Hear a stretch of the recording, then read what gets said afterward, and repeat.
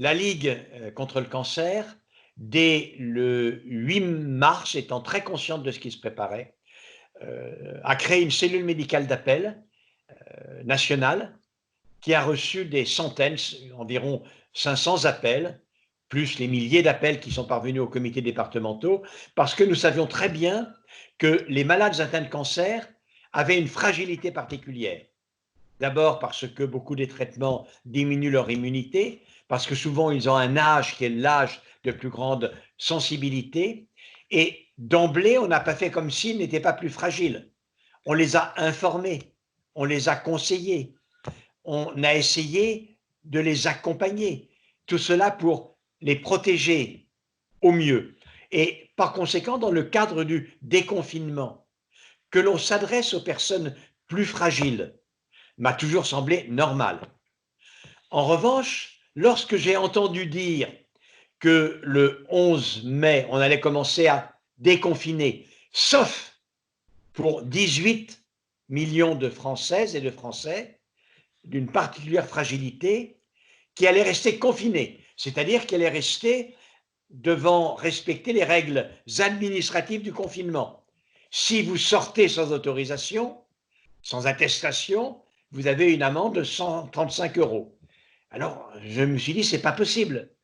Moi-même, j'ai pensé que c'était infaisable, ingérable et tout à fait inadmissible, mais immédiatement à cette cellule d'écoute de la Ligue, on a été submergé d'appels désespérés, des personnes nous disant, mais est-ce que je vais être assigné à résidence jusqu'à ce que je ne sois plus en vie? Est-ce qu'un jour encore, je pourrais voir, non pas de mon balcon, mais vraiment du jardin, de l'allée, le ciel bleu?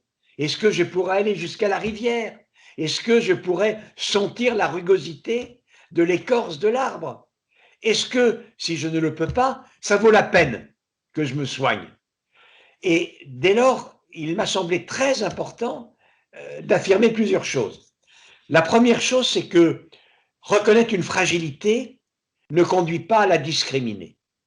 Quand un médecin et quand une autorité est face à des personnes fragiles, elle doit, comme je vous l'ai dit, elle doit informer, conseiller, accompagner afin de protéger. Jamais discriminer. Jamais.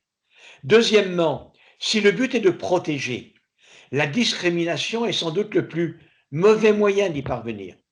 Il y a des personnes qui, dans leur désespoir, pouvaient avoir un mouvement de révolte les amenant à faire absolument n'importe quoi, ne plus écouter puisqu'on leur demandait de rester confinées réellement chez elles et qu'elles n'en peuvent plus. Et puis, troisièmement, de toute façon, il s'agit d'un principe de discrimination lié à l'âge, lié au poids, lié au sexe, que sais-je, qui est totalement incompatible avec les principes constitutionnels du droit français. C'est-à-dire que n'importe quelle saisine du Conseil d'État ou du Conseil constitutionnel sur un point comme cela aurait abouti à ce que la mesure soit abrogée. Donc, c'est à ce moment-là que moi-même, d'abord intuitu personné, et puis la Ligue, nous sommes montés au créneau en disant oui, il faut informer, oui, il faut protéger, mais on ne peut pas discriminer. Ça n'est pas possible. Et donc, j'ai été très satisfait quand, en très peu de temps en réalité, le président de la République a conclu comme nous que conseiller, protéger, informer ne conduisait pas à discriminer. Chez les personnes âgées, a fortiori les personnes atteintes de cancer, cela était un facteur extraordinaire de perte, pour certains d'entre eux, ils nous l'ont dit, de perte du goût de la vie. C'est-à-dire, ma foi, d'avoir cette tendance à baisser les bras. Les bras m'en tombent, puisque c'est comme cela. Et donc, chez les personnes âgées, chez les personnes atteintes d'un cancer extrêmement grave, d'une non-participation des personnes à leur propre protection. Elles vont laisser aller. Et puis, si elles ne laissent pas aller, à l'inverse, j'y ai déjà fait allusion, une réaction de colère, de révolte. Il m'embête, je vais faire n'importe quoi. On sait très bien, nous autres médecins, qu'il ne faut jamais parvenir, si on veut aider les gens, à rompre avec les gens. Il faut toujours les accompagner. les accompagner en leur proposant ce qu'ils sont capables d'accepter. Même quand on regarde cela de près, c'est-à-dire la médecine, c'est une médecine qui est faite par des gens pour des gens. Eh bien, une médecine faite par des gens pour des gens et qui se manifesterait par, voilà, si vous sortez parce que vous avez plus de 70 ans, eh bien, vous aurez 135 € d'amende. Honnêtement, c'est la négation d'une médecine humaine. Négation. Que dit la Ligue à ces personnes?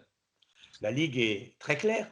Elle leur dit, Madame, Monsieur, parce que vous avez un cancer qui est traité, vous êtes encore fragile, parce que vous avez plus de 70 ans, plus de 65 ans, parce que vous avez un excès pondéral, vous êtes un peu enveloppé, parce que vous respirez mal, vous avez de l'asthme, vous avez une hypertension artérielle, eh bien, on vous l'a déjà dit, mais on vous confirme, vous êtes plus fragile que les autres. On vous le dit depuis le début. Et dans le cadre du déconfinement, c'est vrai. Et par conséquent, il faut que vous gériez votre déconfinement de manière spécifique. Quand vous sortez, ne vous précipitez pas à des réunions de famille, évidemment. Si vous voyez vos petits-enfants, eh ben, vous les voyez de loin, que voulez-vous que je vous dise? C'est difficile, mais c'est comme ça. Ne vous précipitez pas à une réunion d'anciens ou que sais-je, où il y a, dans une atmosphère confinée, tout plein de personnes. Plutôt, vous pouvez effectivement, avec un masque artisanal, le cas échéant, dès que vous êtes en contact avec d'autres personnes, allez vous promener dans un endroit bien calme, à l'écart, là, dans le parc, au bord du cours d'eau de la rivière, à l'orée de la forêt, si vous avez la chance d'habiter à cet endroit-là. Et là, vous ne courez aucun risque de devenir sensible et d'attraper le Covid-19. Il n'est pas là qui vous attend sur un brin d'herbe au bord de l'eau, qui va vous tomber dessus comme une pique d'une grande herbe ou de l'arbre. Et évidemment, ça va vous faire un bien extraordinaire, un bien fou. Édouard Philippe a été dans l'humilité. Il a bien pris conscience de ce que les conceptions, les notions étaient aussi évolutives que l'épidémie elle-même était évolutive. Et que par conséquent, il fallait donner des indications générales, mais il fallait surtout se préparer à s'adapter à une évolution qui, pour l'essentiel, pour des secteurs extrêmement importants, était profondément imprévisible. Oui, je crois qu'il l'a joué modeste, comme on dit. Et en ce sens, il était plutôt crédible. Quel est le but du confinement global? Il est d'éviter la transmission de personne à personne, il est évidemment de diminuer l'affluence dans les services de réanimation à l'hôpital, mais il est aussi de diminuer la circulation du virus. Et donc, au bout de 2 mois de confinement, la circulation du virus sera ramenée à ce qu'elle était au tout début de l'épidémie. Elle sera faible, elle sera forcément très faible. Alors, pour éviter le rebond de l'épidémie, il faudra refaire avec des moyens accrus ce qu'on a fait au début, c'est-à-dire ce confinement, cette détection, ce traçage, détection et confinement sélectif. Toutes les personnes qui ont des symptômes sont détectées. Comme on a tracé leurs faits et gestes, tous les contacts sont également perçus, avertis, sont détectés. Toutes les personnes à risque ou qui ne sont pas immunisées sont isolées, un isolement suffisant. Et si on fait cela correctement, ce qui demande beaucoup de tests, ce qui demande beaucoup d'assistants humains du traçage, alors oui, normalement, on devrait réussir à gérer le déconfinement.